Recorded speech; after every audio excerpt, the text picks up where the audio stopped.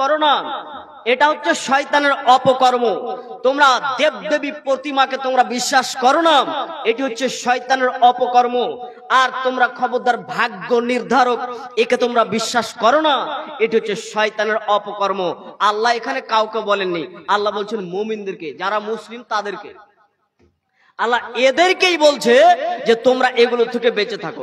এবার আপনার কাছে কথা হচ্ছে, মাওলানা সাহেব আপনি একটু বলুন তো মদ কাকে বলে? মদ কাকে বলে একটু বুঝিয়ে দেন। আচ্ছা আপনাকে বলি মদ কাকে বলে। রাসূল সাল্লাল্লাহু আলাইহি সাল্লাম বলেন, ইবনে উমর রাদিয়াল্লাহু তাআলা আনহু তিনি বলেন, রাসূল সাল্লাল্লাহু আলাইহি ওয়াসাল্লাম তিনি বলেছেন, কুল্লু মুসকিরিন খামরুন ওয়া কুল্লু খামরিন হারামুন। প্রত্যেক নেশাদার দ্রব্য হচ্ছে মদ এবং প্রত্যেক মদই হচ্ছে হারাম। আল্লাহ নবীর এই ভাষাতে কি বুঝলেন আপনি? প্রত্যেক নেশাদার দ্রব্যই হচ্ছে মদ আর প্রত্যেক মদই হচ্ছে হারাম। এখানে দুইটি শব্দ, একটা হচ্ছে খামর আর একটা হচ্ছে মুস্কির। সৌদি আরবের মধ্যে যারা নেশাদার দ্রব্য যারা পান করত বা যারা নেশাগ্রস্ত হয়ে যেত তাদেরকে বলতো সাকরান, সাকরান বলতো তাদেরকে। আর আমাদের এলাকার মধ্যে যদি আপনার ছেলেটা যদি কান্না করে, খুব কান্না করছে, তখন আপনি বলবেন ছেলেটার সুয়ার চেপে গেছে। এই সুয়ার মানে হচ্ছে নেশা, সুয়ার মানে নেশা। তো আল্লাহর নবী বলছে যে এক বোতল তরল পদার্থ ঢকঢক করে মদ খাওয়ার নাম, এটা কিন্তু মদ নয়। এটাই যে শুধু মদ তা নয়, এটা তো একটা প্রকার মদ হলো, এর থেকে আরো কয়েক প্রকার মদ রয়েছে যেটা মানুষের বিবেকের ক্ষতি করে, এটারই নাম হচ্ছে মদ। যেটা মানুষের বিবেকের ক্ষতি করে এটারই নাম হচ্ছে মদ। আচ্ছা মাওলানা সাহেব, মদ বললেন সমস্ত নেশাদার দ্রব্যকে, তো আমি যদি জর্দা বেশি না খেয়ে যদি এক দুটা খাই দানা, তাহলে কি ওই একই অপরাধী হবে? এক দুটা যদি দানা খাই তাহলে কি একই অপরাধী? জি। এই ব্যাপারে আল্লাহ নবী আবার বলছেন, তিনি বলেন, জাবের রাদিয়াল্লাহু তাআলা আনহু তিনি বলেন, রাসূল সাল্লাল্লাহু আলাইহি ওয়াসাল্লাম তিনি বলেছেন, মা আসকারা কাসীরুহু ফাকালিলুহু হারামুন। যেটা বেশি খেলে মানুষের বিবেকের ক্ষতি করে, তার অল্প খেলে এটারও নাম হচ্ছে মদ। লেন এবার তাহলে সমস্ত প্রকার নেশাদার দ্রব্য সব কি? মদ। এবার অল্প খেলেও একই অপরাধী। একটা লোক যদি 1 কেজি জর্দা খায় যা অপরাধী হবে, ও যদি 2-1টা মাত্র যদি জর্দা যদি দানা খায় একই অপরাধী। তাহলে সব দিকে যে ভাইয়া বিড়ি খৈনি জর্দা সিগারেট সম্পূর্ণকে বলা হয়েছে। আমার বক্তব্য শুনে আপনারা উঠে যাবেন না, একটু ধৈর্য সহকারে শুনুন, আপনি অন্তত কিছু বুঝতে পারবেন যে নেশাদার দ্রব্য কি। তো এই নেশাদার দ্রব্যের ব্যাপারে আল্লাহ নবী কি কি কথা বলেছেন দেখেন, আপনাকে এবার দেখাচ্ছি। উসমান রাদিয়াল্লাহু তাআলা আনহু তিনি বলেন, রাসূল সাল্লাল্লাহু আলাইহি ওয়াসাল্লাম বলেছেন, ইজতানিবুল খামরা ফাইন্নাহু উম্মুল খাবায়েস। তোমরা নেশাদার দ্রব্য পান করিও না, এটা থেকে তোমরা বেঁচে থাকো। নেশাদার দ্রব্য হচ্ছে সমস্ত গুনাহের মা। আবু দারদা রাদিয়াল্লাহু তাআলা আনহু হতে বর্ণিত, তিনি বলেন, রাসূল সাল্লাল্লাহু আলাইহি ওয়াসাল্লাম বলেছেন যে তোমরা নেশাদার দ্রব্য পান করিও না, কারণ এটি হচ্ছে সমস্ত গুনাহের চাবি। মুআয ইবনে জাবাল রাদিয়াল্লাহু তাআলা আনহু হতে বর্ণিত, তিনি বলেন, রাসূল সাল্লাল্লাহু আলাইহি ওয়াসাল্লাম বলেছেন, লা তাশরাবান্নাল খামরা ফাইন্নাহু রাসু কুল্লি ফাহিশা। খবরদার তোমরা মদ পান করিও না, মদ হচ্ছে সমস্ত গুনাহের মাথা। 3টি কথা আবার ভালো করে শুনুন। 1, মদ হচ্ছে নেশাদার দ্রব্য, হচ্ছে সমস্ত গুনাহের চাবি। 2, মদ হচ্ছে সমস্ত গুনাহের মা। 3, মদ হচ্ছে সমস্ত গুনাহের মাথা। তাহলে আল্লাহ নবী মা বললেন, চাবি বললেন, আবার তিনি বললেন সমস্ত গুনাহের মাথা। 3টি কথা বললেন একটা পাপের কারণ। বুঝাবো কিভাবে? সমস্ত গুনাহের চাবি মানে দোকানের মধ্যে অনেক মাল আছে, কিন্তু এই দোকানটা আমি না খোলা পর্যন্ত এর ভিতরে কিছু জিনিস দেখতে পাচ্ছি না। যখনই চাবি খুললাম আমি, তখন এর ভিতরে সব জিনিস দেখতে পেলাম। একটা লোক যতক্ষণ পর্যন্ত না মদ খায়নি ততক্ষণ পর্যন্ত কোনো পাপের কাজে ও যেতে অত সহজে পারবে না। যখনই মদ পান করবে সব পাপের দরজার খুলে যাবে, যা ইচ্ছা তা। একটা ছেলে এখানে এসে যদি বলে আমি হচ্ছে প্রধানমন্ত্রী নরেন্দ্র মোদী, জালসা বন্ধ করো। আচ্ছা আপনি বলুন তো ও কি প্রধানমন্ত্রী? ওই যে মদ খেয়ে এসছে। তাহলে মদ খেলে সমস্ত গুনাহের চাবি হচ্ছে মদ। দুই, মদ হচ্ছে সমস্ত গুনাহের মা। একটা মায়ের পেট থেকে বাচ্চা জন্ম নিয়েছে 1 2 3 করে 5টা। এদেরকে জিজ্ঞাসা করো তোমার মা কে? ওই যে আমার মা ওই যে দাঁড়িয়ে আছে। ওকে জিজ্ঞাসা করো তোমার ছেলে মেয়ে কই? বলে ওই যে আজ 5 জন খেলা করছে এরা। তা আল্লাহ নবী বলছেন পৃথিবীতে যতগুলি গুনাহ আছে এগুলো মানুষ তো এমনি শয়তানের ওয়াসওয়াসাতে করে, কিন্তু মোটা মোটা ধরনের পাপ যেগুলো রয়েছে মদ পান করলেই এগুলো সব করতে পারবে। কারণ মদ মানে নেশাদার দ্রব্য এমন একটি পাপ, মদ এমন একটি পাপ যে এটা যদি গ্রহণ করে তাহলে তার দ্বারাতে সব পাপ করা সম্ভব হবে। এর জন্য এটার নাম হচ্ছে মা। মদ হচ্ছে সমস্ত গুনাহের মাথা। এই মাথাটাকে বুঝাতে গিয়ে ইবনে জাওজি রহমতুল্লাহ আলাইহি তিনি একটি কিতাব লিখেছেন। কিতাবটার ভিতরে তালবিসি ইবলিস একটি কিতাব। ওই কিতাবের ভিতরে বিভিন্ন কথা তুলে ধরেছে। আবেদকে কিভাবে শয়তানের ওয়াসওয়াসায় ফেলে, আলেমকে কিভাবে শয়তানের ওয়াসওয়াসায় ফেলে, মাদ্রাসাতে তালিব ইলম লেখাপড়া করতে গেলে তাকে কিভাবে ওয়াসওয়াসায় ফেলে, সাধারণ আবেদকে কিভাবে ওয়াসওয়াসায় ফেলে, এগুলো কথা লিখেছেন ওই তালবিসি ইবলিস একটি বই, বাংলাতে এখন বের হয়ে গেছে। তো ওই বইয়ের ভিতরে মদ যে সমস্ত গুনাহের মাথা, এই কথাটা উনি বুঝাতে গিয়ে একটা উদাহরণ টেনেছেন। যে উনি বলছেন গ্রামের ভিতরে একটি লোক খুব আবেদ, 15 বছর যাবত সে মসজিদে ইবাদত করছে, লা ইলাহা ইল্লাল্লাহ লা ইলাহা ইল্লাল্লাহ ইবাদত করেই চলে যাচ্ছে। শয়তান দেখছে এই লোকটি 15 বছর যাবত ইবাদত করছে, এই লোকটাকে কিন্তু জাহান্নামে নিয়ে যেতে হবে। কি করা যায়? শয়তান কিন্তু একদম জুব্বা পড়ে, টুপি মাথায় দিয়ে আলখাল্লা পড়ে একদম মসজিদে ইল্লাল্লাহ ইল্লাল্লাহ ইল্লাল্লাহ শয়তান শুরু করে চিল্লাল্লাহ। শয়তানের ওয়াসওয়াসাটা দেখাচ্ছে আবেদকে। আপনাকে এই মদ যে সমস্ত গুনাহের মাথা এটা বুঝাতে গিয়ে সংক্ষেপে এটা বলছি। এই আবেদ তখন বলছে আরে আমি 15 বছর যাবত মসজিদে ইবাদত করি, এই পর্যন্ত মসজিদে তো কেউ এমন ইবাদত করেনি এই ব্যক্তি যেমন করে। কি করা যায়? একটু তাকে গিয়ে জিজ্ঞাসা করছে, আস্তে আস্তে গিয়ে হেঁটে গিয়ে বলছে আসসালামু আলাইকুম। শয়তান তখন কিরকম ব্রেন খাটাচ্ছে, তখন বলছে চল চল চল চল আমার ইবাদত ডিস্টার্ব করিস না। দেখছেন ও আবার শয়তান। ওই বইয়ের ভিতরে লিখেছেন উনি। বলছে কি বলছিস? বলছে তুমি কতদিন থেকে ইবাদত করছো? বলছে আমার বয়স কিন্তু এখন 50 বছর। যেদিন আমার বছর 10 বছর হয়েছিল তারপর থেকে আমি মসজিদে এসেছি, 40 বছর থেকে ইবাদত করছি। এর মাথা গরম। ওরে বাপরে, আমি তো 15 বছর আর ই কাহা 40 বছর। তো বলছে ভাই তুমি দিনে কতবার ইবাদত করতে পারো, জিকির কতবার করতে পারো? বলে 2 কোটি বার করি। এর মাথা আরো খারাপ। শয়তান তো এর তো মিথ্যা কথা বলার কোনো লাজই নেই, একদম সঙ্গে সঙ্গে মিথ্যা কথা বলে দিল, 2 কোটি বার করি ইবাদত। এর কিন্তু বলছে আরে 15 বছর যাবত আমি ইবাদত করে আমি এত পারলাম না, আর এই 40 বছর থেকে ইবাদত করছে আজকে নতুন মসজিদে, আবার বলছে এই মসজিদ পার করে আবার অন্য মসজিদে যাব। তো আচ্ছা ভাই তোমার কাছে একটা কথা জানতে চাচ্ছি। বলে কি? বলে তুমি যে 2 কোটি বার করে যে দিনে ইবাদত করছো, জিকির করছো, এটা আমি করতে পারবো না? বলে হ্যাঁ পারবি, তবে একটা কাজ করতে হবে। কি কাজ? বলে আমার জীবনে আমি একটা বড় পাপ করেছিলাম, এই পাপটা করার কারণে আমি অনুশোচনা করলাম। কোরআন খুলছি তো কোরআনের ভিতরে বলছে ইয়া আইয়ুহাল্লাযিনা আমানু তুবু ইলাল্লাহি তাওবাতান নাসুহা।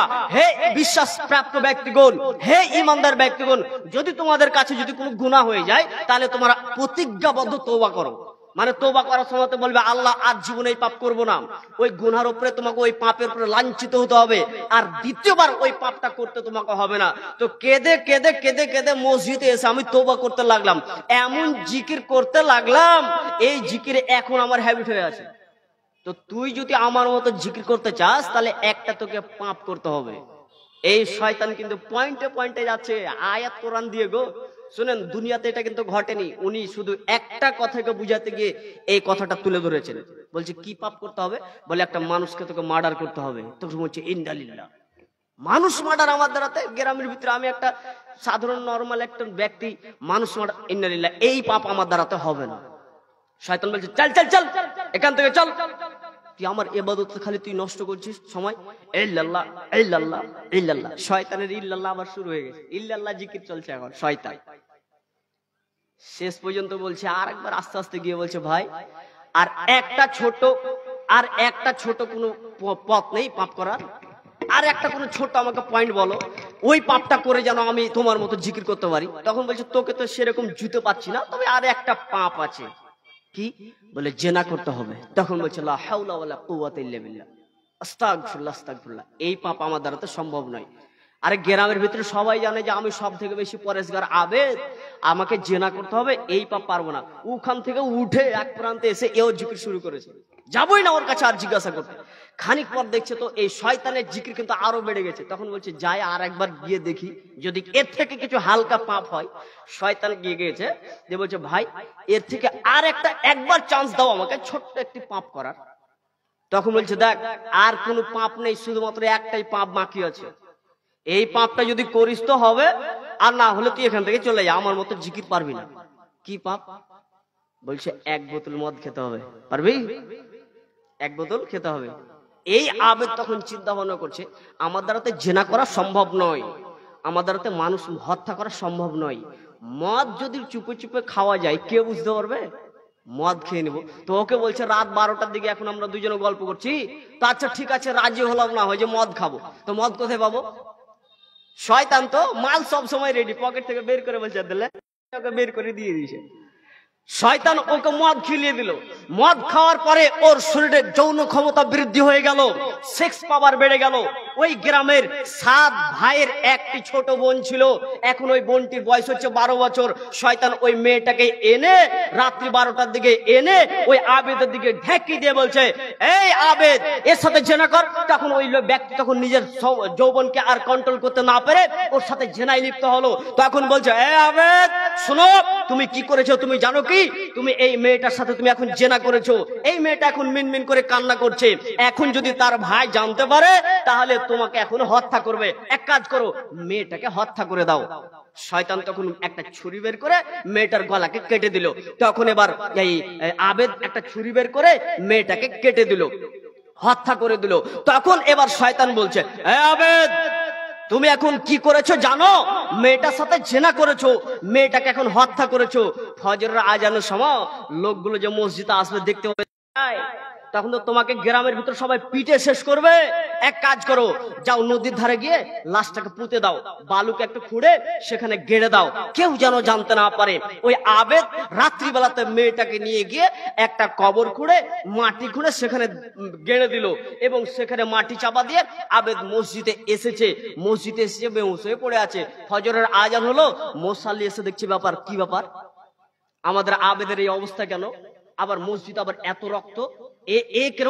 আরে আবেদের মুখ থেকে কেন এরকম মদের গন্ধ? তখন আবেদকে কোন রকম উঠালো ঘুম থেকে, তা আবেদের এখন হুঁশ ফিরে এসছে। তখন আবেদ বলছে, হ্যাঁ আমি মদ পান করেছিলাম রাত্রিবেলাতে, আমি শয়তানের ওয়াসওয়াসাতে মদ পান করেছিলাম। আচ্ছা ঠিক আছে, এটা না হয় মানাই গেল, রক্ত কেন পড়ে আছে?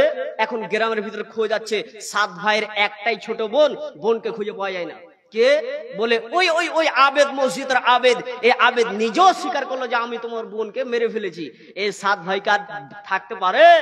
এই আবেদকে মসজিদ থেকে বের করে এনেন, সবার সামনে মেরে পিটে হত্যা করে দিল। এবার আপনাদের সামনে এই এত দীর্ঘ পর্যায়ের একটি ছোট্ট ইবনে জাওজি রাহমাতুল্লাহ আলাইহি তালবিসি ইবলিস কিতাবের ভিতরে এই কথাটা বোঝানোর জন্য, মদ যে সমস্ত গুনাহের মাথা, এটা বুঝাতে গিয়ে উনি এই উদাহরণটা দিয়েছেন। যে তিনি বলছেন, শোনো ওই লোকটি শয়তান প্রথমে বলেছিল, শোনো তোমাকে মানুষ হত্যা করতে হবে। ওই আবেদ বলেছিল, না না আমার দ্বারা তো এই পাপ করা সম্ভব নয়। শয়তান দ্বিতীয়বারে বলেছিল, তাহলে তোমাকে জেনা করতে হবে। আবেদ বলেছিল, না আমার দ্বারা তো এই পাপ করা সম্ভব নয়। শয়তান তৃতীয়বারে বলেছিল, তাহলে তোমাকে 1 বোতল মদ পান করতে হবে। ওই আবেদ তখন রাজি হলো যে আচ্ছা ঠিক আছে মদ পান করে নেব। এই 1 বোতল মদ পান করার কারণে ওর দ্বারাতে হত্যা হয়েছে, ওর দ্বারাতে জেনা হয়েছে। এর জন্য আল্লাহ নবী বলছেন, হে মুআজ শোনো, তুমি পৃথিবীবাসীকে তুমি বলে দাও, ওয়ালা তাশরাবান্না খামরা ফাইন্নাহু রাসু কুল্লি ফাহিশা, মদ পান করিও না, মদ হচ্ছে সমস্ত গুনাহের মাথা। আল্লাহ নবী বলেন, যারা নেশাদার দ্রব্য যারা পান করে তাদের ব্যাপারে আল্লাহ নবী কত কঠিন শব্দ ব্যবহার করেছেন। আবু হুরায়রা রাদিয়াল্লাহু তাআলা আনহু তিনি বলেন, রাসূল সাল্লাল্লাহু আলাইহি ওয়াসাল্লাম বলেছেন, মুদবিনুল খামরি কাআবিদি ওয়াসানিন, যারা নেশাদার দ্রব্য যারা পান করে, বিড়ি সিগারেট জর্দা তামাক খৈনি, যারা এই ধরনের যারা নেশাদার দ্রব্য যারা পান করে তারা মূর্তি পূজকের ন্যায় তারা অপরাধী। লেন এবার সরস্বতী ভগবতী দেবতাকে পূজা করে একজন ব্যক্তি হিন্দু দেবদেবী মূর্তি পূজাকে ও শ্রদ্ধা করে যা অপরাধ হবে, একজন ব্যক্তি খৈনি খেয়ে একই অপরাধ। আপনি আমার কথা হয়তো ধরতে পারবেন না, আমার কথা আপনার হয়তো অন্তরে একটু লাগতে পারে, আর লাগাটাই স্বাভাবিক। অন্তরে যদি আপনার কথা যদি নাই লাগে তাহলে হাদিস কোরআন বললাম বা আর দাওয়াতি হলোই বা কি। রাসূল সাল্লাল্লাহু আলাইহি সাল্লাম বলেন, যারা নেশাদার দ্রব্য যারা পান করে, খৈনি বিড়ি সিগারেট জর্দা তামাক, যারা এই প্রকারের নেশাদার দ্রব্য যারা পান করে, যারা মদ্যপান করে, তারা মূর্তি পূজকের ন্যায় তারা হচ্ছে অপরাধী। 1450 বছর আগে মুহাম্মদ সাল্লাল্লাহু আলাইহি সাল্লাম বলে গেছেন, এই কথা আমি আপনাকে আজকে বললাম। শুনুন, যদি কোনো ব্যক্তি মদ্যপান করে তার সামনে বক্তব্য দাওয়াত দেওয়াও ঠিক নয়। এখন আপনার মুখে কি খৈনি আছে? এখনই বের করুন, নাহলে আমার কথা কিন্তু ধরে নিয়ে যেতে পারবেন না। বলে এর কি দলিল আছে? হ্যাঁ, আলী রাদিয়াল্লাহু তাআলা আনহু বলেন, বদরের যুদ্ধ হলো, ওই যুদ্ধ থেকে গানিমাতের কিছুগুলো মাল পাওয়া গেল, সেখান থেকে আমাকে একটি উট দেওয়া হলো। গানিমাতের মাল থেকে একটি আমি উট পেলাম, আর মালে ফাই যেটা যুদ্ধ ছাড়াই অমুসলিমদের কাফেরদের অর্থ সম্পদের মধ্যে থেকে আমি একটা উট আল্লাহ নবী আমাকে দিলেন। এখন আমার কাছে 2টা উট। তা আমি আলী আল্লাহর নবীর মেয়ে ফাতেমাকে বিবাহ করেছিলাম, তা আমি এখনো অলিমা দিনি, অলিমা দেওয়ার ইচ্ছা, আমি এখন অলিমা দিব। তো আমি অলিমার জন্য ভাবলাম যে ইজখিরের ঘাস, সৌদি আরবের মাটিতে সেই যুগের ইজখিরের ঘাস কিন্তু খুব মূল্যবান ছিল। সোনকার বলেন আর কামারের বলেন, যে কোনো কাজে ইজখিরের ঘাস ব্যবহার করা হতো। তা আলী রাদিয়াল্লাহু তাআলা আনহু বলছেন, আমি 2টা উটকে রেডি করলাম যে ইজখিরের ঘাস কাটতে যাব, দূরে কাটতে যাব, সেখান থেকে বোঝাই করে নিয়ে আসবো। তো গদি, বস্তা, রশি এগুলো আমি আনতে গেলাম, আর আনসারি একজন ব্যক্তির বাড়ির সামনে উট দুটাকে বেঁধে রাখলাম। আর একজন আমি ইয়াহুদিকে বললাম, ইয়াহুদি সোনকারকে বললাম, ভাই যে আমি ইজখিরের ঘাস তোমাকে দেব, তুমি কি কিনে নেবে? বলছে আচ্ছা ঠিক আছে দাও, কিনে নেব। সব কথাবার্তা রেডি। এখন আমি বাড়ি গেলাম কিছু রশি কিনতে গিয়ে আমি যখন উটের কাছে আসছি, তো দেখতে পাচ্ছি আমার উটের উপরে 2টি যে চুট রয়েছে, উঁচু যেই অংশটুকু রয়েছে, এই অংশটাকে কেটে দেওয়া হয়েছে, আর উটের ওই সিনাকে চিরে দিয়ে সেখান থেকে কলিজাকে বের করে দেওয়া হয়েছে। আমি এই অবস্থা দেখে আমি আর থামতে না পারে আমি কাঁদতে শুরু করলাম। আমি কাঁদতে আমি তাদেরকে জিজ্ঞাসা করলাম, ওই সমস্ত এলাকার লোকদেরকে জিজ্ঞাসা করলাম, আমার এই উটের সাথে কে এত বড় জুলুম করলো? তখন ওখানকার লোকগুলো বলল, ওই যে সামনে একটি ঘর, এই ঘরের মধ্যে রয়েছে আমির হামজা, এই ঘরের মধ্যে রয়েছে আমির হামজা রাদিয়াল্লাহু তাআলা আনহু। উনি মদ পান করে বেহুশ হয়ে গেছে। আমির হামজার সাথে কিছুগুলো গায়িকা রয়েছে, আমির হামজার সাথে আরো মদ পান করে কিছুগুলি লোক রয়েছে। এই আমির হামজা এখানে মদ পান করে বসে আছে, আর ওখানে মেয়েটা নাচছে। তো ওই মেয়েটা নাচতে নাচতে বলছে, এ আমির হামজা, এই মোটা মোটা 2টি উটের উপরে তুমি ঝাঁপিয়ে পড়ো। তখন আমির হামজা 2টি উটের উপরে ঝাঁপিয়ে পড়লেন, তরবারি দিয়ে উট দুটোর উপরে চুটকে কেটে দিলেন এবং সিনাকে চিরে দিয়ে সেখান থেকে কলিজাকে বের করে নিলেন। তো এটা করেছেন আমির হামজা। তখন আলী রাদিয়াল্লাহু তাআলা আনহু তিনি আর সেখানে না থাকতে পেরে সঙ্গে সঙ্গে আল্লাহ রাসূলের কাছে চলে গেলেন। দেখছেন তো ওখানে যায়েদ ইবনে হারিস রাদিয়াল্লাহু তাআলা আনহু তিনিও আল্লাহ রাসূলের সাথে আছে। আল্লাহর নবী, আজকে দিনের মতো আর দুঃখ এইরকম আমার কোনোদিন হয়নি। কি হয়েছে আলী? এই ঘটনা, আমির হামজা আমার 2টি উটকে হত্যা করেছে, আমার 2টি উটের উপরে অনেক বড় জুলুম করেছে। তখন আল্লাহ নবী চাদরটাই ভাবে নিলেন, আগে আগে হাঁটতে লাগলেন, পিছন পিছন আলী এবং আরেকজন সাহাবী যায়েদ উনি আবার হাঁটতে লাগলেন। এবার সেই ঘরের ভিতরে ঢুকেই আল্লাহ নবী ওই ঘরের ভিতরে ঢুকলেন পারমিশন নিয়ে। ওই ঘরের ভিতরে ঢুকেই তিনি জোরে করে কয়েকটি কড়া মিজাজে তিনি কয়েকটি কথা বললেন। কথা বলার সঙ্গে সঙ্গে সবাই কিন্তু চুপচাপ। আমির হামজা রাদিয়াল্লাহু তাআলা আনহু আল্লাহ নবীর এইভাবে মাথার দিকে তাকালেন, আবার তিনি হাঁটুর দিকে তাকাচ্ছেন, পায়ের দিকে তাকালেন, আবার হাঁটুর দিকে তাকাচ্ছেন, আবার মাথার দিকে তাকাচ্ছেন, চোখগুলো লাল লাল হয়ে আছে, মানে এমন একটা অবস্থা।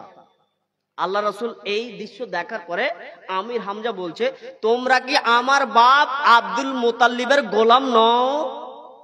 কথাটা উল্টা, আমরা সবাই আল্লাহর গোলাম। তো আব্দুল মুতাল্লিব সৌদি আরবের মাটিতে তিনি ছিল, আরবের মক্কার তিনি ছিল সর্দার। তো আমির হামজা বলছেন, আমার বাবার কি তোমরা গোলাম নও? আল্লাহ নবী এই কথাটা শুনতে পেয়ে বুঝতে পারলেন এর সামনে আর কিছু বলা যাবে না, কেন এত উল্টাপাল্টা কথা বলছে। তখন আল্লাহ নবী সেখান থেকে ফিরে আস্তে আস্তে পিছন পা করে সেখান থেকে বের হয়ে চলে গেলেন। মানে আমি আপনাকে বুঝাতে চাইলাম, আল্লাহ নবী এই বললেন না কেন কাটলে, বেরাও এখান থেকে, এই কথা তিনি বললেন না। কি ব্যাপার চাচা, তুমি কি ব্যাপার, ওর আলীর উটকে তুমি কেন কেটেছো, তোমাকে এখন জরিমানা দিতে হবে, এই কথা বললেন না। তিনি বুঝতে পারছে এখন ও মদ পান করে আছে, মদ পান করে থাকলে তার সামনে দাওয়াত দেওয়া যাবে না, কেন দাওয়াত দিলেও কথা ধরতে পারবে না। অতএব আমার নিজের দেখা জুমা মসজিদে খুতবাতে উঠবো। আমি ভিকনপুরে একটা মসজিদে খুতবা দিতে গেছিলাম, ডেকেছিল খুতবা দিতে যাব, কিছুক্ষণ পরে খুতবাতে উঠবো, তার আগেই একজন মুসাল্লির দেখছি যে ও কিভাবে এখান থেকে টুপি বের করতে যাবে, মানে এখানে লুঙ্গিতে টুপিটা রয়েছে, তো টুপিটা বের করতে গিয়ে খৈনিটা পড়ে গেছে লুঙ্গির উপরে। তো সাইডে সবার দিকে তাকিয়ে দেখছে বেজ্জত, মানে মদ দিয়ে মসজিদে যাচ্ছে। মুসলিমদের এই অবস্থা এখন। যেই কথা বলছিলাম, রাসূল সাল্লাল্লাহু আলাইহি সাল্লাম তিনি বলেন, খবরদার তোমরা নেশাদার দ্রব্য পান করিও না। এবার আপনার সামনে কয়েকটা হাদিস এবার পেশ করছি, দেখেন তো আল্লাহ নবী আপনাদের ব্যাপারে কি কথা বলছেন। আল্লাহ নবী বলেন, আব্দুল্লাহ ইবনে আমির রাদিয়াল্লাহু তাআলা আনহু তিনি বলেন, রাসূল সাল্লাল্লাহু আলাইহি ওয়াসাল্লাম তিনি বলেছেন, রাসূল সাল্লাল্লাহু আলাইহি সাল্লাম তিনি বলছেন, আল্লাহ তিন শ্রেণীর ব্যক্তির জন্য আল্লাহ জান্নাতকে হারাম করে দিয়েছে। তিন শ্রেণীর ব্যক্তির জন্য আল্লাহ জান্নাতকে হারাম করে দিয়েছে। কদ হারামাল্লাহু আলাইহিল জান্নাহ সালাসাতুন, কদ হারামাল্লাহু আলাইহিল জান্নাহ, তিন শ্রেণীর ব্যক্তির জন্য আল্লাহ জান্নাতকে হারাম করে দিয়েছে। এক, মুদমিনুল খামর, যারা নিয়মিত বিড়ি সিগারেট জর্দা তামাক যারা নেশাদার দ্রব্য পান করে, এদের জন্য জান্নাতকে আল্লাহ হারাম করে দিয়েছে। মানে আপনাকে আমি বলতে চাচ্ছি যে 1450 বছর আগে আল্লাহ নবী মদকে হারাম করেছে। কারো কি ক্ষমতা হয়েছে মদকে এক কিঞ্চিত হালাল করে দেওয়ার? কারো ক্ষমতা হয়নি, কারণ এটা আল্লাহ হারাম করেছে। আল্লাহ বলছে যারা এই মদ্যপান যারা করবে তাদের জন্য জান্নাতই হারাম। দুই, আকুল, পিতামাতার অবাধ্য সন্তানের জন্য জান্নাতকে হারাম করে দেওয়া হয়েছে। পিতামাতার অবাধ্য সন্তানের জন্য জান্নাতকে হারাম করে দেওয়া হয়েছে। তৃতীয় নম্বরে বলা হয়েছে আদায়ুস, যে তার বাড়িতে বেহায়াপনার সুযোগ দিয়েছে এর জন্য জান্নাতকে হারাম করে দেওয়া হয়েছে। আপনাকে এই কথাটা একটু ভেঙে পড়ি, বেহায়া মানে বেহায়ার সুযোগ কে দিয়েছে? বাড়ির মধ্যে এখন যদি তার বড় ভাই এ যদি গার্জেন হয়, যদি বাড়িতে যদি নুন তেল খাবার মরিচ মশলা সবকিছু যদি এই ছেলেটা এনে দেয়, মানে এর বাবা নেই বেঁচে, বা বাবা সেরকম আর দায়িত্ব নেই, বৃদ্ধ হয়ে গেছে, বড় ভাই এখন দায়িত্বে রয়েছে। এই বড় ভাই থাকা সত্ত্বেও তার বোন যদি ডং ডং করে এই পাড়া থেকে ওই পাড়া চলে যায়, আর ওর ভাই যদি কিছুই না বলে, এর ভাইকে বলা হচ্ছে দায়ুস, এর জন্য জান্নাতি হারাম। ওর স্ত্রী যদি বিনা পারমিশনে এক বাড়ি থেকে আরেক বাড়ি, বা তার নিজের বাবার বাড়িও যদি বিনা পারমিশনে, তার স্বামীর পারমিশন ছাড়াই যদি তার স্ত্রী চলে যায়, আর তার স্বামী যদি তাকে কিছুই না বলে, তাহলে এর স্বামীকে বলা হচ্ছে দায়ুস। কথা বুঝতে পেরেছেন তো? মানে আপনার ব্যাপারে আপনি খুব সাবধান। তাহাজ্জুদ পড়েন না কেন, আর যতই নামাজ রোজা করুন না কেন, বিপদে আপনিও পড়বেন। যতই ইবাদত হয়ে যাক না কেন, আপনার পরিবারের ব্যাপারে আপনাকে সজাগ থাকতে হবে। রাসূল সাল্লাল্লাহু আলাইহি সাল্লাম বলেন, দায়ুসের জন্য জান্নাত হারাম করে দেওয়া হয়েছে, এরা জান্নাতে যাবে না। আম্মার ইবনে ইয়াসির রাদিয়াল্লাহু তাআলা আনহু তিনি বলেন, রাসূল সাল্লাল্লাহু আলাইহি সাল্লাম বলেছেন, সালাসাতুন লা ইয়াদখুলুনাল জান্নাতা আবাদা, তিন শ্রেণীর ব্যক্তি কখনোই জান্নাতে যাবে না। তিন শ্রেণীর ব্যক্তি কখনোই জান্নাতে যাবে না। তিন শ্রেণীর ব্যক্তি কখনোই জান্নাতে যাবে না। এক, আদায়ুস, যেটা বললাম, দায়ুস জান্নাতে যাবে না, যে তার বাড়িতে বেহায়াপনার সুযোগ দিয়েছে। দুই, মুদমিনুল খামর, যে নিয়মিত বিড়ি সিগারেট জর্দা নেশাদার দ্রব্য পান করে, এ জান্নাতে যাবে না।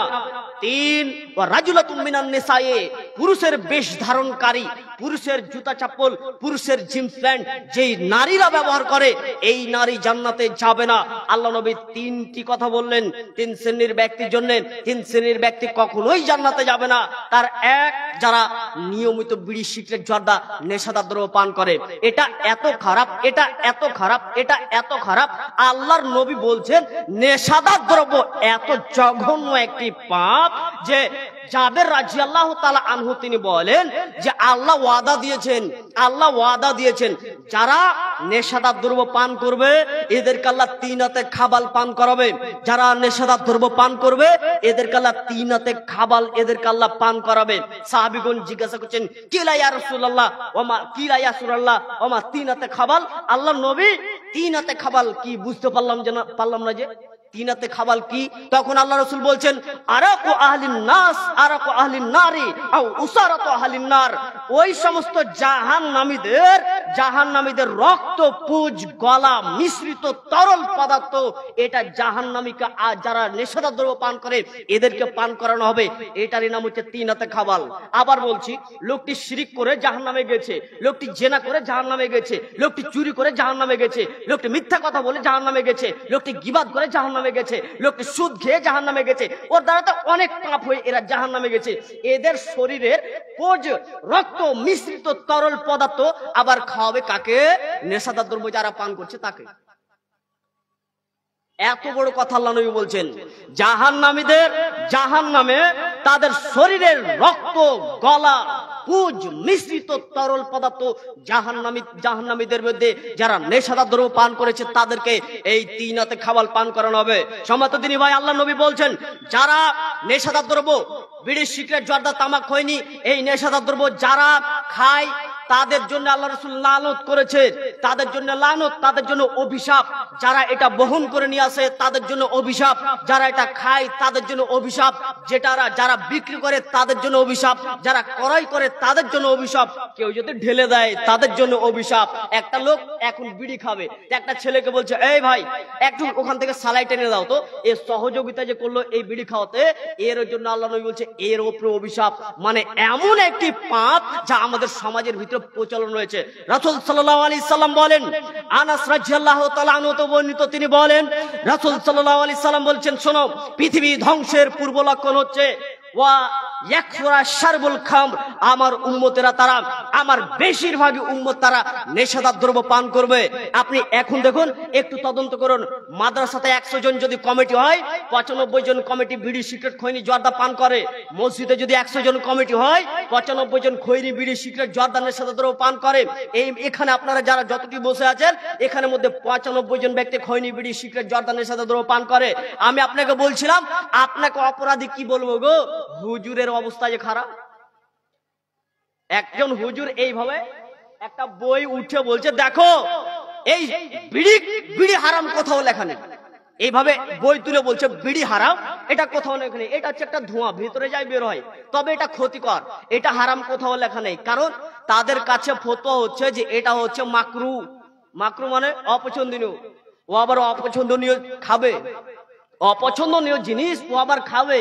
ও আবার ফতোয়া দিচ্ছে কি এটা খেলে তেমন ক্ষতি হয় না, অর্থাৎ কেউ যদি এটা খায় তাতে কোনো সমস্যা হবে না। এইভাবে কিতাব তুলে একদম সবার সামনে, জনসমুদ্রে সবার সামনে বক্তব্য দিয়ে বলছে এই যে দেখো কে বই লেখা আছে, এই ইমামগণ বলেছে। মানে আমি আপনাকে যে কথাটা বলছিলাম, মানে একটা ফতোয়ার ব্যাপারে অন্তত 1000 কিতাব রয়েছে। কথা বুঝতে পারেন নাই? একটা ফতোয়া লেখা আছে, এরকম ফতোয়া 1000টা কিতাবে লেখা রয়েছে। তো ওর ফতোয়ার সাথে ও যেটা চাই, ও এখন সিগারেট খায়, তো সিগারেট খাওয়াটা একটা কিতাবের সঙ্গে মিলে গেছে। তখন ওই কিতাবটা এনে বলছে এই যে দেখো দেখো লেখা আছে। জনসাধারণ বলছে বিশাল বড় বক্তা গো, একদম কিতাব খুলে বলে দিচ্ছে। তাহলে একটা ফতোয়ার ব্যাপারে তোমাকে বলি, তাহলে এই বইগুলো তাহলে নিয়ে আসো। একটা ফতোয়ার ব্যাপারে যদি ও যদি ফতোয়া দিতে আসে, এই স্টেজ লম্বা উঁচু হয়ে যাবে না বল না? একটা ফতোয়ার ব্যাপারে এতগুলো ইমামগণ খালি কিতাবই লিখে রেখেছে, ওর সাথে যেই ফতোয়াটা মিলে গেছে ওই ফতোয়াটাই সবার সামনে মিলেছে। আর ওদের মাজবা আর আপনার কিনা বেদাতীদের আর স্টেজ ভালো হয়ে নেই গো। বেদাতের কথা কি বলবো, আমাদের আহলে হাদিসেরই বলেন স্টেজগুলো, আমার নিজের তদন্ত অনুযায়ী আমি কারো কথা বলি না, আমার একটু তদন্ত ভুলও হতে পারে, ঠিকও হতে পারে। আল্লাহ রাসূলের যুগে যুদ্ধ হয়েছিল না? এমন কোন যুদ্ধ আপনি দেখেছেন যে যুদ্ধতে কিছু টাকার প্রয়োজন, মোটা মোটা টাকার প্রয়োজন ছিল যুদ্ধতে? এমন কোন যুদ্ধতে আল্লাহ রাসূল এইভাবে লেগেছিলেন কি জাঙ্গে তাবুকের উন্নতি কল্পে একটি জালসা ছিল? তাবুকের যুদ্ধ হবে, আল্লাহ নবী বলছেন কিছু লাগবে গো, কিছু টাকা লাগবে। নারী পুরুষ সবাই ভিড় করে এসে টাকা দিতে শুরু করেছে। কিছু কিছু এমন দান ছিল যেখানে তাদের এই নাকের এবং কানের গুলো খুলে দিয়েছিল, সেখানে মাংস লেগেছিল। যে বলছিলাম আল্লাহ রাসূল চেয়েছিলেন মানে আমাদের দাওয়াতি সভাগুলোর নামগুলো একটু পরিবর্তন করতে হবে। মসজিদের পক্ষ থেকে একটি দাওয়াতি সভা বাস করা যাবে, মাদ্রাসার পক্ষ থেকে একটি দাওয়াতি সভা, এগুলো করা যাবে। যখন উন্নতি কল্পে যখন প্রথম হেডলাইন যখন আমাদের ভুল হয়ে যাচ্ছে, এটা যখন আমাদের একটু গড়বড় হয়ে যাচ্ছে, মানুষ আর কিছু ধরে নিয়ে যেতে পারছে না। দেখেন আপনাকে আমি কিভাবে বলবো বলুন, আপনার সামনে এতবার আব্দুর রাজ্জাক বিন ইউসুফ তো একেবারে নেশাদা দ্রব্যের ব্যাপারে তো ছিলে দিয়েছে। বলুন, আপনারা তো সবাই জানেন নেশাদা দ্রব্য, খৈনি, বিড়ি, সিগারেট এটা হারাম। এরপর আপনারা পরিবর্তন না হবেন কিভাবে? কিভাবে বললে হবেন? শুনুন, আল্লাহ নবী খাইবারের যুদ্ধের একটি সফরে ছিলেন। সফরে থাকা অবস্থায় হারাম হয়ে গেল গাধার মাংস, হারাম, গাধার মাংস খেতে পাবে না। তো সফরে ছিল আল্লাহ নবী, তামু ডেঙে সবাই বসে আছে। তো সাহাবীরা বলছে কি করা যায় রে, আমার একটু খাওয়া দাওয়া কিছু ভালো করা যায় না? বলে কি করবি, গাধাটা আছে কাট। গাধাটাকে কেটে দেওয়া হলো, গাধাটাকে কেটে মাংস পিস পিস করা হলো। এখন মাংস হাঁড়িতে চাপিয়ে দেওয়া হয়েছে, খদবদ করে মাংস এখন ফুটছে। তো সাহাবীরা এক অপরে একদম লোভনীয় হয়ে গেছে, মানে আর মাত্র 10-15 মিনিট পরে মাংসটা নেমে যাবে, দিয়ে তারা আবার খেতে শুরু করবে। এই অবস্থায় এলান হয়ে গেল, সব শোনো, গাধার মাংস হারাম, গাধার মাংস হারাম, গাধার মাংস হারাম, গাধার মাংস কেউ খেও না। সাহাবীদের ভিতরে একজনেরও মনের ভিতরে এটা আসলো না, আচ্ছা ঠিক আছে হারাম হয়েছে হয়েছে, রান্না করেছে এটা খেলে, এটা হয়নি। আচ্ছা হারাম হয়েছে হয়েছে, অন্তত এক পিস চেকে দেখতে দে, এটা হয়নি। হারাম শোনার সঙ্গে সঙ্গে হড়হড় করে হাঁড়িটাকে এইভাবে উল্টে দিলেন, ওখানেই উল্টে দিলেন, ওখানেই উল্টে দিয়ে মাটি চাপা দিয়ে দিলেন, হাঁড়িটাকে সুন্দর করে ধুয়ে নিলেন। এই ছিল সাহাবী। তাদের ঈমান কেমন ছিল গো? তাদের সামনে এইভাবে খালি একটু এলান হলো গাধার মাংস হারাম, রান্না করা মাংস লোভনীয় হয়ে আছে, এই মাংসটা তারা খেলেন না।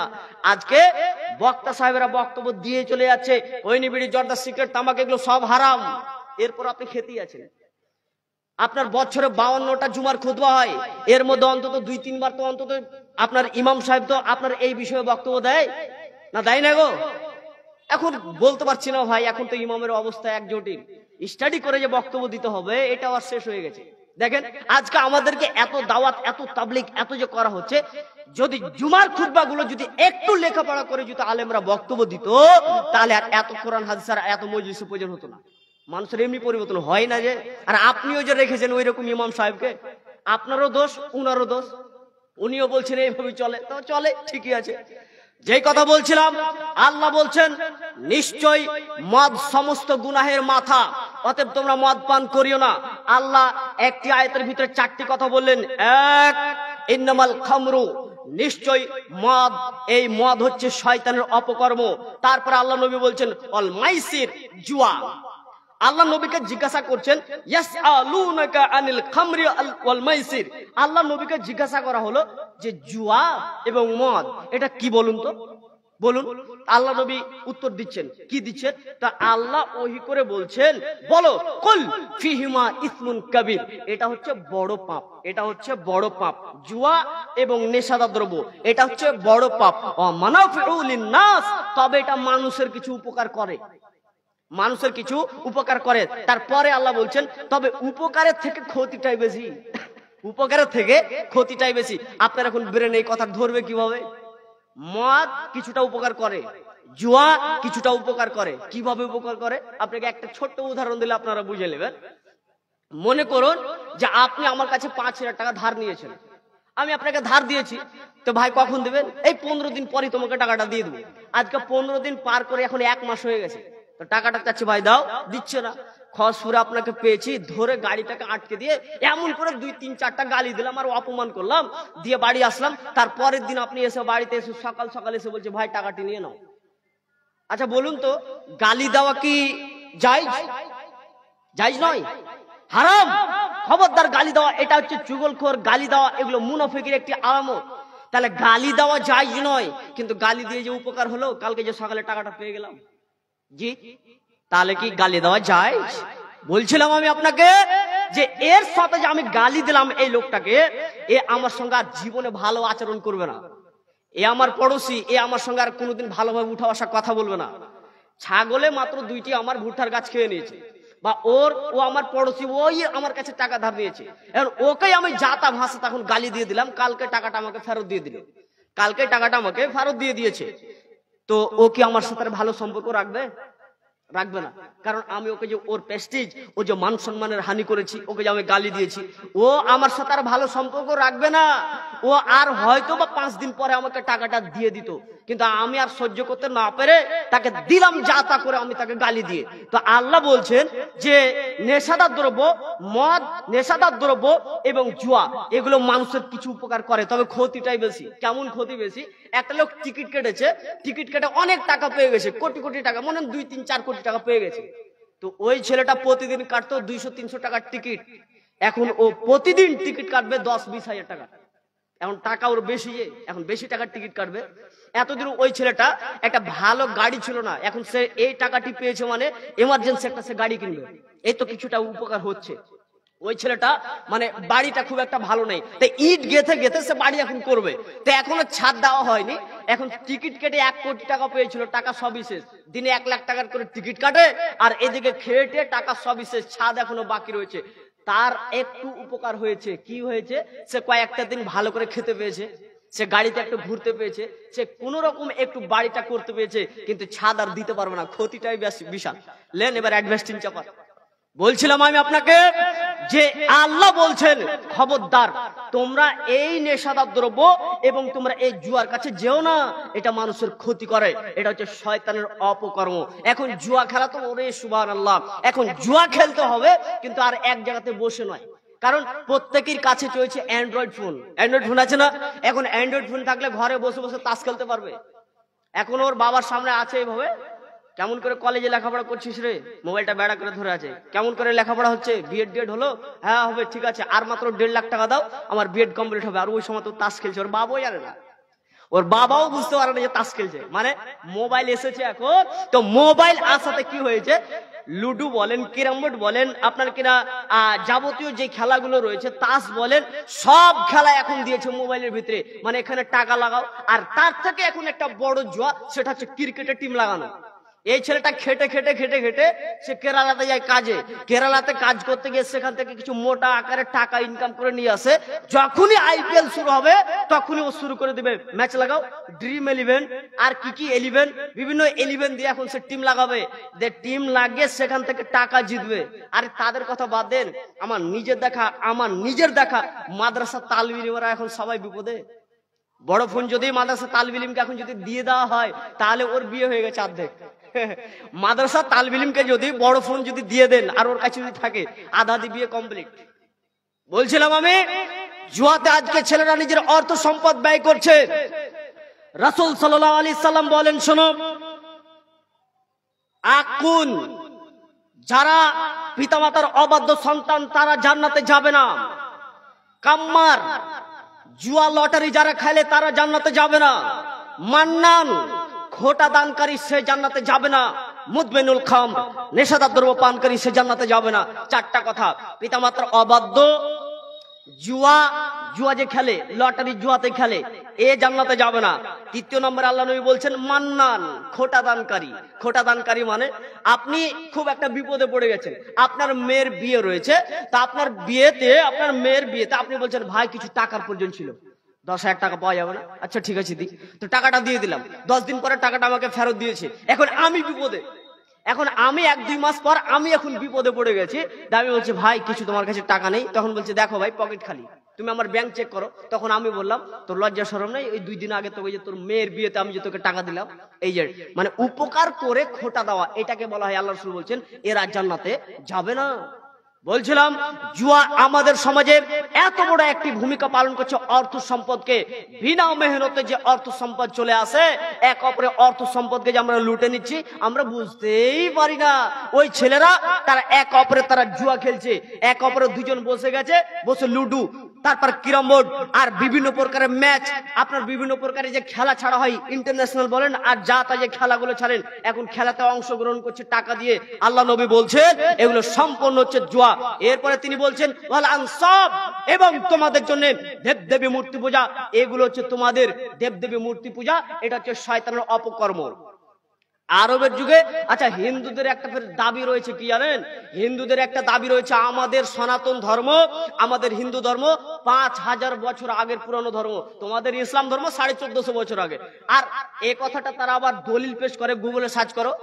হ্যাঁ, আমি আপনাকে বলছি, আপনি এখন গুগলে সার্চ করে দেখেন, দেখতে পাবেন হিন্দু ধর্ম কতদিন, সনাতন ধর্ম কতদিন থেকে, 5000 বছর আগে থেকে। আর ইসলাম ধর্ম কতদিন আগে থেকে, 1450 বছর আগে। মোহাম্মদ বলে একজন নবী এসেছিল, ও এটা ধর্ম দিয়ে গেছে। তাদের দাবি, আমাদের দেখো গুগলে সব লেখা আছে, ওরা নিজেও ইতিহাস জানে না। শোনো, মূর্তি পূজার একটা ইতিহাস রয়েছে। নূহ আলাইহিস সালামের জামানা থেকে মূর্তি পূজা শুরু হয়েছিল। নূহ আলাইহিস সালামের জামানাতে মূর্তি পূজা হয়েছিল। কিছুগুলো মূর্তি পূজার নাম ছিল ওয়াদ্দা, কিছুগুলো মূর্তি পূজার, এগুলো হচ্ছে মূর্তি পূজার নাম। তারপর ছিল আরো কিছু কিছু নাম ছিল। তো ওই মূর্তি পুজোগুলো তারা তৈরি করেছিল কি হিসাবে? নূহ আলাইহিস সালামের যুগের যে সমস্ত খারাপ লোকগুলো ছিল, কাফের গুলো ছিল, যে সমস্ত পথ ভ্রষ্ট যে লোকগুলো ছিল, এই লোকগুলি কিন্তু তাদের কাছে ছিল সব থেকে নামি দামি ব্যক্তি, নামি দামি ব্যক্তি ছিল। তো তারা তাদেরকে শ্রদ্ধা করতেও মানতো। তো যে যে মজলিসে গিয়েছে, ওই মজলিসে ওরা বসে বসে তাদেরকে ভ্রান্ত পথে মানুষদেরকে ডাকতো। নূহ আলাইহিস সালামের দলে তাদেরকে ডাকতো না, ভ্রান্ত পথে তাদেরকে ডাকতো। তখন ওই লোকগুলো বেশ কিছুদিন যাওয়ার পরে লোকগুলি এখন মারা গেল। তখন শয়তান ওই গ্রামের লোকগুলিকে বুদ্ধি দিচ্ছে, আরে ওই লোকগুলো নেই তো কি হয়েছে, ওরা যেই জায়গাতে উঠা বসা করতো, ওদের ওইখানে তোমরা একটা করে তাদের নামে মূর্তি তৈরি করো। তখন তাদের নামে মূর্তি তৈরি করা হলো, তাদের নামে মূর্তি তৈরি করা হলো। যেই যেই জায়গাগুলোতে উঠা বসা করতো, ওই জায়গাগুলোতে একটা করে তাদের মূর্তি তৈরি করা হলো। মূর্তি তৈরি করার পরে সবাই লোক তাদের মাধ্যমে চাইতে শুরু করলো। কিন্তু যখন যারা মূর্তি তৈরি করলো, এরাও কিন্তু মারা গেল। যারা মূর্তি তৈরি করেছিল এরাও মারা গেল। লোকেরা এখন ভুলে গেল, কি করা যায়? তখন লোকেরা বলছে আরে নগদ আল্লাহ, একেই মান না। তখন এরা সবাই মূর্তি পূজার কাছে তখন চাইতে লাগলো। এ ছিল মূর্তি পূজার ইতিহাস। সেখান থেকে মূর্তি পূজার সূচনা শুরু হয়েছিল। এরপরে মুসা আলাইহিস সালামের জামানাতে আবার বাছড়া তৈরি করা হয়েছিল, মূর্তি তৈরি করা হয়েছিল। বলছিলাম আদম আলাইহিস সালাম, তিনার ধর্ম ছিল কি? আচ্ছা, নবী পৃথিবীতে যতগুলো এসেছিলেন, ইহুদিদের গোত্র থেকে নবী এসেছিলেন, খ্রিস্টানদের গোত্র থেকে নবী এসেছিলেন, কিন্তু সবারই একত্ববাদ, এক আল্লাহকে তারা মানত। সবারই একত্ববাদ ছিল এক আল্লাহর। মানে আমাদের ইসলাম ধর্ম হচ্ছে আদম আলাইহিস সালাম থেকে নিয়ে এই পর্যন্ত আমরা সবাই একত্ববাদের। সম্মত দিনী ভাই, বলছিলাম রাসূল সাল্লাল্লাহু আলাইহি সাল্লাম বলেন, যদি কোনো ব্যক্তি এই মূর্তি পূজাকে যদি কেউ বিশ্বাস করে, তাহলে এটা হচ্ছে শয়তানের অপকর্ম। প্রতিমাকে বিশ্বাস করা, এটা হচ্ছে শয়তানের অপকর্ম। এরপরে বলা হচ্ছে ওয়াল আজলাম, এবং তোমাদের ভাগ্য নির্ধারক। ভাগ্য নির্ধারক মানে যে হাতে কি লেখা আছে সব বলে দিতে পারবে, হাতে গণক বলে দিতে পারবে হাতে কি লেখা আছে। তা এক মুরব্বী খুদবার একটা লাঠি ছিল, তা আস্তে আস্তে হেঁটে গিয়েছে, যে দেখছে, দাঁড়িয়ে দাঁড়িয়ে দেখতে পাচ্ছে যে একজন হাত দেখে বলছে তুই অ্যাক্সিডেন্ট হয়ে মরবি, তোর ভালো ঘরে বিয়ে হবে না, তোর ইনকাম ভালো হবে না, এভাবে বলছে। আরেকজন বলছে আমার হাতটা দেখুন তো। তখন ও বলছে তোর ভালো ঘরে বিয়ে হবে, তারপর তুই ভালো রুজিতে তোর বরকত দিবে, তুই একটা ভালো বাড়ি কিনতে পারবি, তোর একটা গাড়ি হবে, এরকম বলছে। তো মুরব্বী সাহেব খুদবার লাঠি নিয়ে দাঁড়িয়ে আছে, দেখে বলছে ব্যাপার কি, সবই বলে দিতে পারছে আগা, তা আমি একটু আমার হাতটা দেখাই তো। তো ও বলছে যে এই, মানে ওই গণককে বলছে যে আমি তোমাকে আমার হাত দেখাবো, তা আমি একটা, আমার দাবি যে তুমি একটু তোমার হাতটা দেখাও তো, আমি একটু পরীক্ষা করবো তুমি যে এইগুলো কাজ করছো এগুলো সত্য না মিথ্যা। তখন ও বলছে আরে আমার হাত নিয়ে তুমি কি আমার পরীক্ষা করবা? তখন বলছে না, তোমার হাতের মধ্যেই পরীক্ষাটা আছে, দাও না হাতটা বাড়াও। হাতটা যখনই বলছে খুদবা লাঠিতে জোরে করে একবারই পাড়াস করে হাতটা ঝক্কি টেনে বলছে এই মুরব্বী সাহেব মারছেন কেন? তাই যাবে, তোর যে হাতে লেখা আছে তুই আমার কাছে মার খাবি, এটা তুই জানিস না আগে থেকে? তাহলে তুই এই যে লোকগুলোর ভবিষ্যৎ বলে দিচ্ছিস, এটা কি করে হতে পারে? এর জন্য আল্লাহ রাসূল বলছেন, শোনো, যদি কোনো ব্যক্তি গণকের কাছে যায়, যদি কোনো ব্যক্তি গণকের কাছে যায়, তাহলে তার 40 দিন সালাত কবুল হবে না। আল্লাহ রাসূল বলছেন, শোনো, কেউ যদি নেশাদার দ্রব্য কেউ যদি পান করে, তাহলে 40 দিন আল্লাহর দিকে ওকে ফিরাতে পারবে না, 40 দিন আল্লাহর দিকে ফিরাতে পারবে না। আর তিনি বলছেন ওয়াল আজলাম, এবং তোমাদের ভাগ্য নির্ধারক। এটা যারা বলতে পারে, এই যারা বলতে পারে, গণক যে বলতে পারে, খবরদার তোমরা এগুলোকে বিশ্বাস করিও না। রিজসুম মিন আমালি শাইতান, এগুলো হচ্ছে সব শয়তানের অপকর্ম। অতএব শয়তানের অপবিত্র কর্ম থেকে তোমরা বেঁচে থাকো। সম্মানিত দিনী ভাই, আল্লাহ বলছেন যদি তোমরা এগুলো থেকে বেঁচে থাকো, তাহলে লাআল্লাকুম তুফলিহুন, তাহলে তোমরা সবাই কামিয়াবি হবে। তাহলে মুসলিম যদি কামিয়াবি নিতে চাই, মুসলিম যদি নাজাত প্রাপ্ত যদি হতে চাই, তাহলে বিড়ি, সিগারেট, জর্দা, খৈনি সব তাকে পরিত্যাগ করতে হবে। হবে তো ইনশাআল্লাহ? যে ইনশাআল্লাহ হবে তো? আরে মানুষই মানতে পারে, অন্য কোনো প্রাণী মানতে পারবে না। আল্লাহ বিধান বলেছিল, আমার নিয়ম নীতি কেউ মানতে পারবে? এই পাহাড়, তুমি কি আমার নিয়ম নীতি মানতে পারবে? পাহাড় বলল, না না না, আমরা এইরকম নিয়ম নীতি মানতে পারবো না। জমিন, তুমি কি নিয়ম নীতি মানতে পারবে? না না, আমরা এরকম নিয়ম নীতি মানতে পারবো না। আসমান, নিয়ম নীতি মানতে পারবে? না, আমরা এরকম নিয়ম নীতি মানতে পারবো না। তারা ভয় করলো। ওয়া হামালাহাল ইনসান, মানুষ বলল হ্যাঁ আমরা পারবো, আমরা পারবো। যখনই মানুষ বলেছে হ্যাঁ আমরা পারবো, তখনই আল্লাহ বলছেন ইন্নাহু কানা যালুমান জাহুলা, নিশ্চয়ই মানুষ বড় জালেম, মানুষ বড় জাহেল। আরে পাহাড় বলল আমরা মানতে পারবো না নিয়ম নীতি, আসমান বললো আমরা নিয়ম নীতি মানতে পারবো না, জমিন বললো আমরা নিয়ম নীতি মানতে পারবো না। তারা নাকচ করে দিল। মানুষ বললো হ্যাঁ আমরা পারবো। আর মানুষ যখনই বললো পারবো, তখনই আল্লাহ বলছেন ইন্নাহু কানা যালুমান জাহুলা, নিশ্চয়ই মানুষ বড় জালেম, মানুষ হচ্ছে জাহেল। জালেম আর জাহেল এই কথা আল্লাহ আমাদেরকেই বলে দিলে, তাহলে কি আমরা ভুল করলাম? না। এখানে আমি 1 ঘন্টা বক্তব্য দিয়ে যদি এখানে আমি বলি এই ভটকাটা আমার কথা শুনলো না, এই ভটকা তুমি আমার কথা শুনলো না, তুমি জালেম, তুমি জাহেল, আচ্ছা বলুন তো এটা মানাবে? মানাবে না। মাইককে বলছে, এই মাইক, তুমি আমার কথা শুনলা না কেন? আমি 1 ঘন্টা বক্তব্য দিলাম, তুমি আমার কথা শুনলা না কেন? তুমি জালেম, তুমি জাহেল, বলুন তো এই কথাকে মানাবে? আর আপনাকে যদি বলি তোমরা জাহেল, তোমরা জালেম, কেন? জানার চেষ্টা করে না যে সেই হচ্ছে জাহেল। ও ইচ্ছা করলে জানতে পারবে, কিন্তু ও জানার চেষ্টা করে না, এ হচ্ছে জাহেল। জালেমকে যে জানার পরে যে মানে না, সেই হচ্ছে জালেম। যে জানে, জানার পরে সে আমল করে না, তার জন্য তাকে কি বলা হয়েছে? জালেম। কারণ আদম আলাইহিস সালামকে আল্লাহ বলছেন খবরদার ফলের নিকটে যেও না, গাছের ফল খেও না। ও জানছে যে হ্যাঁ আল্লাহর নিষেধ, এটা আল্লাহ নিষেধ করছে, আল্লাহ নিষেধ করলো। এরপরে শয়তানের ওয়াসওয়াসাতে পড়ে সে চলে গেল। তখন শয়তানের ওয়াসওয়াসাতে যে বলছেন রব্বানা ফাগফির লানা, হে আমার প্রতিপালক তুমি আমাকে ক্ষমা করো, আপনি আমাকে ক্ষমা করো, ওয়া তারহামনা লানাকুনান্না মিনাল খাসিরিন, রব্বানা যালামনা আনফুসিনা ওয়া ইল্লাম তাগফির লানা ওয়া তারহামনা লানাকুনান্না মিনাল খাসিরিন। তিনি বলছে রব্বানা যালামনা, হে আমার প্রতিপালক নিজের উপর আমরা জুলুম করেছি। এই জন্য আল্লাহ বলছে জানার পর যদি আপনি আমল না করেন, আপনি হচ্ছেন জালেম, আপনি হচ্ছেন জাহেল। আল্লাহ রাসূল বলছে, আল্লাহ বলছেন জানার পর যদি মানুষ আমল না করে, এই লোকটাই হচ্ছে জালেম। সে জালেম কার উপরে করলো? নিজের উপরে সে জুলুম অত্যাচার করলো। নিজের উপরে মানুষ অত্যাচার করতে পারে, নিজের উপরে মানুষ অত্যাচার করতে পারে। এর জন্য আদম আলাইহিস সালাম এবং হাওয়া তারা দুজনেই বলছে আমরা নিজেদের প্রতি জুলুম করেছি, অথবা আপনি আমাদেরকে ক্ষমা করুন, নচেত আমরা ক্ষতিগ্রস্তের মধ্যে হয়ে যাব। দেখেন নিজের প্রতি মানুষ জুলুম করে, মানে আপনি জানার পরে যদি আপনি আমল না করেন, তাহলে আপনি নিজেই হয়ে গেলেন জালেম। সম্মানিত দিনী ভাই, বক্তা সাহেব চলে এসেছেন না? সময় শেষ না? জি, তো আপনাদের এলাকারই ছেলে আমি, তো আমার যতটুকু সময় দেওয়া ছিল শেষ হয়ে গেছে। আপনাদের সামনে বেশি কিছু বলা নাই। অন্তত আমার বক্তব্য থেকে কয়েকটা কথা ধরে নিয়ে যাওয়া যাবে না? আচ্ছা, সব কথা যদি ভুলে যান, আল্লাহ 4টা কথা বলছে, এগুলো হচ্ছে শয়তানের অপকর্ম। 1 মদ, 2 জুয়া, 3 দেবদেবী মূর্তি পূজাকে শ্রদ্ধা করা। এই ব্যাপারে আমার একটা বক্তব্যই রয়েছে, শুধুমাত্র ইউটিউবে সার্চ করলে আপনারা দেখতে পাবেন ছবি মূর্তির ব্যাপারে। 3 নম্বর আল্লাহ বলছেন ভাগ্য নির্ধারক। ভাগ্য নির্ধারক যারা আগেকার যুগে তীর দিয়ে ভাগ্য নির্ধারক করতো, পাখি উড়িয়ে ভাগ্য নির্ধারণ করতো যে এইদিকে গেলে আমার ভাগ্যে মনে হয় দুর্ঘটনা নেই। তো এগুলো আল্লাহ রসুল বলছেন, আল্লাহ বলছেন এগুলো যারা বিশ্বাস করে শয়তানের সঙ্গে তারা জড়িত হয়ে যায়, শয়তানের অপকর্ম অপবিত্র কর্মের সঙ্গে তারা জড়িত হয়ে যায়। কাজে এই অপকর্ম আমাদেরকে সবাইকে পরিত্যাগ করতে হবে।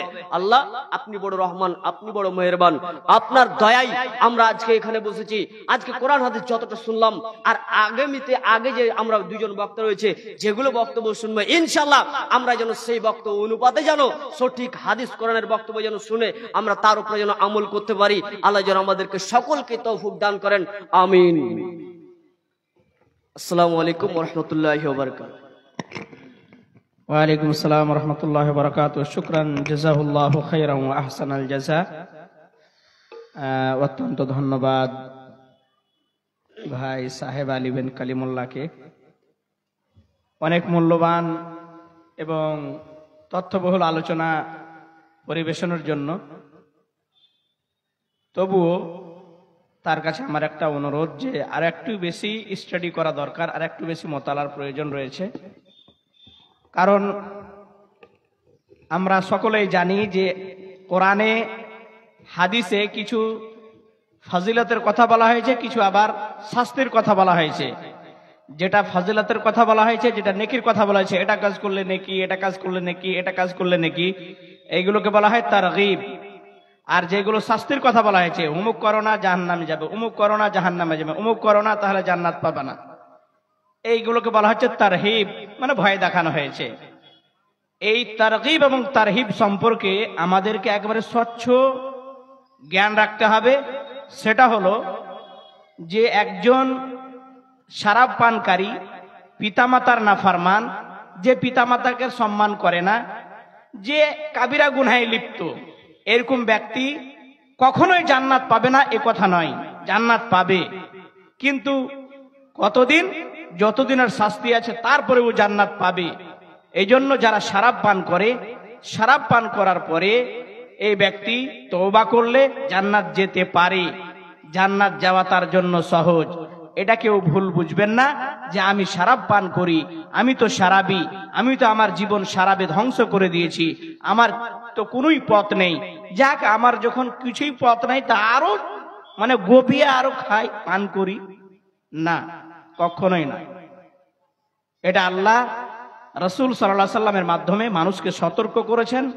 যে হাদিসগুলোতে বলা হয়েছে লা ইয়াদখুলুল জান্নাতা নাম্মাম ওয়ালা কাত্তাত, যারা সম্পর্ক নষ্টকারী, যারা পিতামাতার নাফরমান, এরা জান্নাতে যাবে না। এই হাদিসগুলোর উলামায়ে কেরাম তিনটি ব্যাখ্যা করেছেন। একটা ব্যাখ্যা হলো, প্রথম যখন আপনি ফায়সালা হবে, ফায়সালার পরে আপনি জান্নাতে যাবেন না, যেহেতু আপনার পাপ আছে, আপনাকে আগে জাহান্নামে দেবে।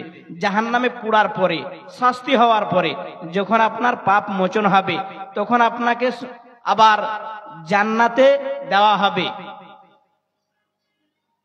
আর হ্যাঁ, যদি কোনো ব্যক্তি মনে করে পিতামাতার সঙ্গে দুর্ব্যবহার করা, পিতামাতার সঙ্গে যেই রকম ইচ্ছা ব্যবহার করা, শরাব পান করা, হালাল, কেউ যদি এই কাজগুলোকে হালাল মনে করে হালাল, যে এগুলো নেই, তাহলে নির্ঘাত এই ব্যক্তি কাফের, এবং কাফের হওয়ার কারণে জাহান্নামে যাবে, শরাব পান করার কারণে নয়। শরাব পান করার কারণে, কাবিরা গুনার কারণে কেউ জাহান্নামে গেলে সারা জীবন জাহান্নামে থাকবে না, যদি তার মধ্যে তাওহীদ থাকে, যদি তার মধ্যে ঈমান থাকে। এটা আমাদেরকে মনে রাখতে হবে, হতাশ হতে হবে না। বাকি হলো যে দুটো মিলিয়ে আমাদের কাজ করতে হবে। আমি আশা করব যে আপনারা বুঝতে পেরেছেন। এখন আমাদের আব্দুল সুবহান হাবিবি নদিয়া থেকে আগত, উনি এসে উপস্থিত হয়েছেন। তার আগে এই স্টেজে একজন ছোট্ট মেয়ে, এই যে আমার কাকু নুরুল ইসলাম, ইনার মেয়ে কোন একটা ইংলিশ মিডিয়ামে পড়াশোনা করে, ও কিছু বলার জন্য ইচ্ছা প্রকাশ করেছে। এইরকম ছেলে মেয়েদেরকে মাইকের সামনে দাঁড়িয়ে তাকে কিছু 2 মিনিট বলতে দেওয়া, তার উৎসাহ যোগানো। অনেক এরকম আছে যে মাইকের সামনে দাঁড় করালেই ও চোখ মুখ বড় বড় করে দেয়, কিছু বলতে পারে না। যাই হোক, আমরা শুধু আর কথাগুলো শুনবো, তারপরেই বক্তার বক্তব্য শুনবো। আসসালামু আলাইকুম ওয়া রাহমাতুল্লাহি ওয়া বারাকাতুহু। Alhamdulillah nahmaduhu wa nusalli ala rasulihil kareem amma ba'd. A'udhu billahi minash shaitanir rajim. Bismillahir rahmanir rahim. Qul huwallahu ahad, Allahus samad, lam yalid wa lam yulad wa lam yakul lahu kufuwan ahad. Honorable President and respected audience, I am Tabassum Khatun, standard in class 4 at S. Modern English Academy of Burian. Today my topic is the first man Adam. Dear audience, long ago Allah created a beautiful world full of plants, the sun, the moon and stars, while moving on harmony, while glorifying and praising Him. When Allah decided to create a human being, He collects every kind of soil and makes it like potter's clay, molding it into the shape of a man. Allah breathed His spirit into it. In this way, Allah gave the first life, the first man Adam. Allah named him Adam. Today, people may all be different color, shape and size, speaking in different language, living in different place, but they all have the same essence style. The first man Adam, Allah made him the first prophet to guide the people. He bestowed him many gifts upon Adam. He also created the first man Hawa as a helper and loving companion of Adam, but wanted them to not approach the particular tree, both of them living with their perfectness, with dazzling all around them. But Satan was jealous them, seeing the wanderer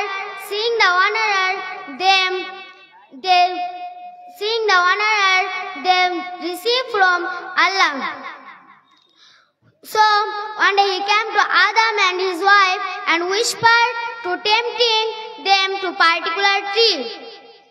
He told them that it was the tree of eternal life. He also told that if they eat from it, they would never grow, they never die. Assalamu alaikum wa rahmatullahi wa barakatuh. অসংখ্য ধন্যবাদ। সুন্দর ইংরেজিতে কথা বলতে পারে এবং সুন্দরভাবে বলে গেল। এখন আমাদের বিজ্ঞাপিত বক্তাদের মধ্য থেকে একজন বক্তা, যিনি নদিয়া থেকে আগত, ফজিলাতু শেখ আব্দুস সুবহান হাবিবি সাহেব। উনি এই এলাকায় আগে এসেছেন কিনা আমার জানা নাই, তবে এই মনে হচ্ছে ওনার সাথে প্রথম আমার সাক্ষাৎ হলো। যাই হোক, আপনারা যারা এখনো বাড়িতে বসে আছেন, রাত অনেক হয়েছে, আশা করি খাওয়া দাওয়ার কাজ সেরে ফেলেছেন আপনারা। এই রাঙ্গামাটি গ্রামবাসী সকল দাদা ভাই মা বোনদের কাছে অনুরোধ যে আপনারা আর কিসের অপেক্ষায় আছেন গো? বক্তারা বক্তব্য দিচ্ছেন, এত মূল্যবান আলোচনা হচ্ছেন, আপনাকে বাড়ি থেকেই যদি শুনবেন তাহলে তো স্টেজ করার কোনো দরকার ছিল না। বাড়ি থেকে আজকে আপনাকে শুনতে হবে না, স্টেজে এসে বসুন, প্যান্ডেলে বসুন, প্যান্ডেলে ব্যবস্থা করা হয়েছে। আর এটা আমার জানা মতে প্যান্ডেল মনে হয় যিনি করেছেন ফ্রিতে দিবেন না, টাকা নিবেন। তারপরে আপনারা বাড়ি থেকে শুনবেন কেন? বাড়ি থেকে শুনতে হবে না, প্যান্ডেলে এসে শুনুন।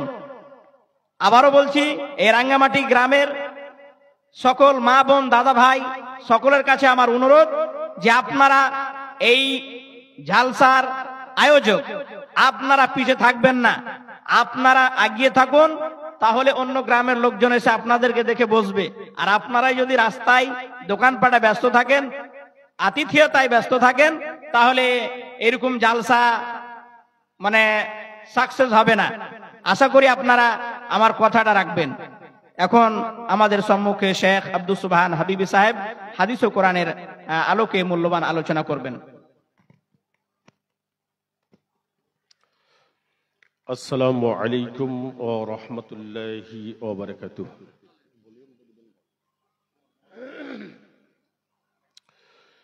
আলহামদুলিল্লাহ নাহমাদুহু ওয়া নাস্তাঈনুহু نستغفره ونؤمن به ونتوكل عليه ونعوذ بالله من شرور أنفسنا ومن سيئات أعمالنا من يهده الله فلا مضل له ومن يضلله فلا هادي له ونشهد أن لا إله إلا الله وحده لا شريك له وأشهد أن محمدا عبده ورسوله أما بعد فأعوذ بالله من الشيطان الرجيم بسم الله الرحمن الرحيم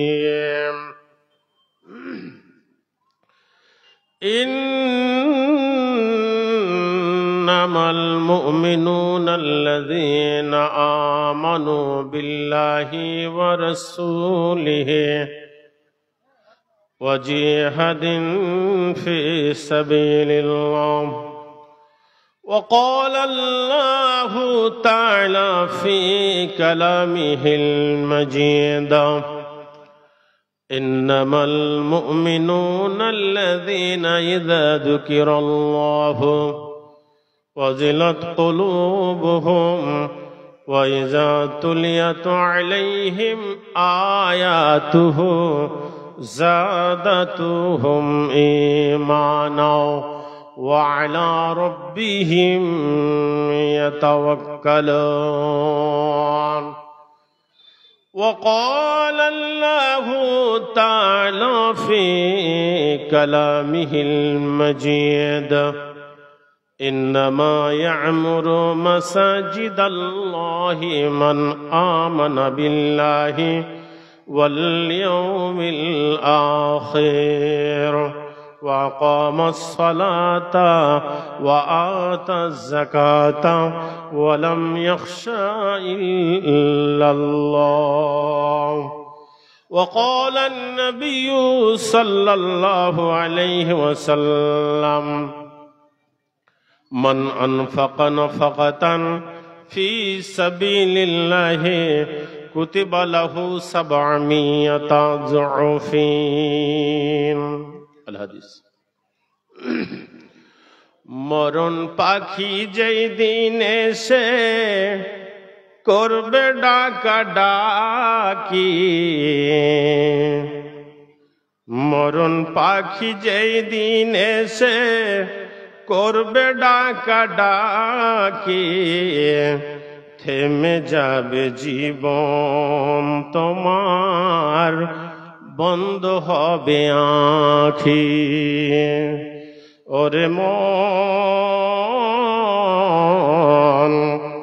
থেমে যাবে জীবন তোমার বন্ধ হবে আঁখি মরণ পাখি যেই দিন এসে করবে ডাকা ডাকি থেমে যাবে জীবন তোমার বন্ধ হবে আঁখি দুনিয়াতে আছো তুমি টাকা পয়সা নিয়ে মরার পরে করবে দাফন সাদা কাফন দিয়ে